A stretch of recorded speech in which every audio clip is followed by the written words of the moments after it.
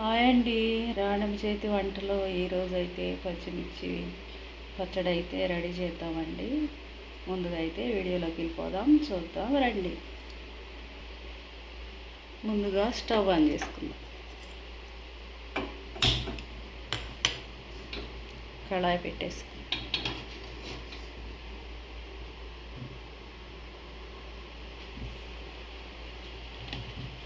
Oil పోసేసుకుందాం.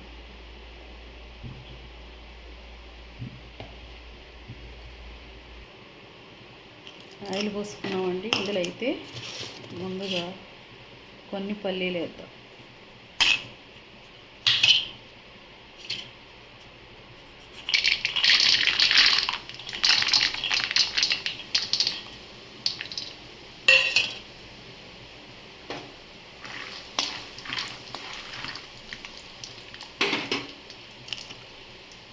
పచ్చిమిరపకాయలు కొన్ని దొడ్డివి కొన్ని సన్నవి రెండు కలిపి ఇలాగా కట్ చేసి పెట్టామండి. ఇవి కూడా ఇందులో వేసేసుకుందాం.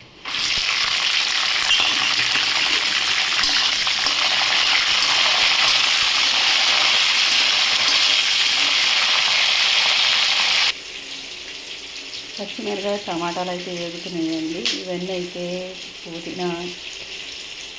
పుదీనా కొత్తిమీర ఇంట్లో ఎప్పుడన్నా ఎక్కువగా ఉన్నాయి ఎలాగప్ప అనుకున్నప్పుడు ఇవన్నీ కట్ చేసి ఇలాగ పచ్చిమిర్చి టమాటా పచ్చట్లో వేసేసి పచ్చడి అయితే చేసేసుకోవచ్చు. ఇప్పుడు ఇవన్నీ కూడా ఇందులో వేసేసుకుంటాం.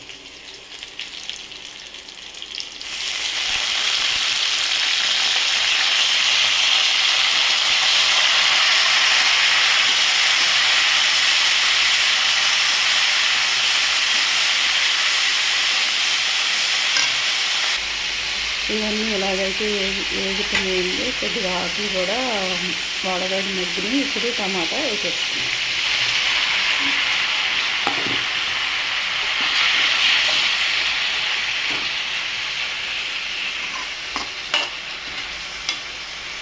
కొంచెంసేపు వేయండి. కొద్దిగా కరివేపాకు కూడా వేసేస్తున్నాం. జీలకర్ర కూడా వేసేస్తున్నాం.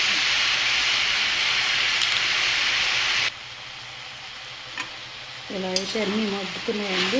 ఇందులోకి కొంచెం చింతపండు కూడా వేసేసుకోండి. కడిగి చింతపండు నీట్గా ఇందులో అయితే వేసేసుకున్నాం. లైట్గా కొద్దిగా పసుపు కూడా వేసుకుంటాం.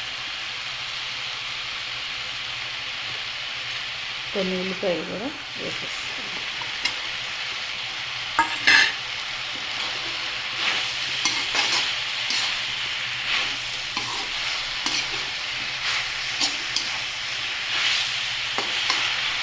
మగ్గునిద్దాం. టమాటా కూడా ఇలా అంతా మెత్తగా మగ్గుతుందండి. ఇది కొంచెం చల్లారనిచ్చేసి మిక్సీ అయితే పెట్టుకోండి. మగ్గేసింది.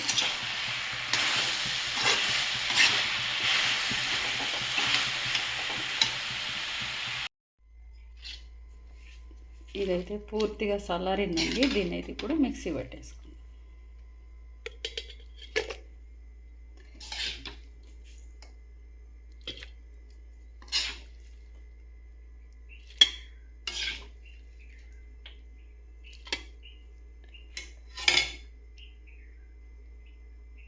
మూత అయితే పెట్టేసుకుందాం.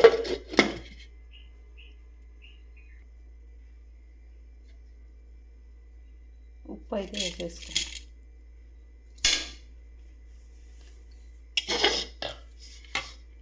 మూత పెట్టేసుకుందాం. మిక్సీ అయితే వేసేసానండి. ఇలాగైతే వచ్చింది. ఇప్పుడు దీన్ని కోపు పెట్టుకుందాం. ఆయిల్ అయితే పోసేసాను. కళాయి పెట్టాను. ఆయిల్ అయితే వేడెక్కుతుందండి. కోపు పెట్టేసుకుందాం.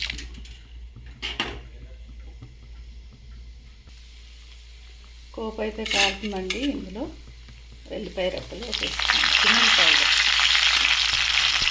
కొద్దిగా కరివేపాకు.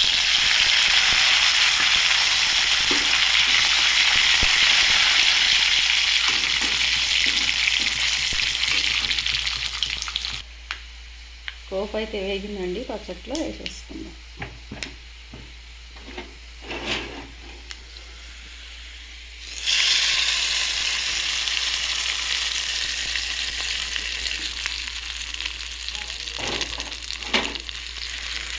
ఇంతేనండి.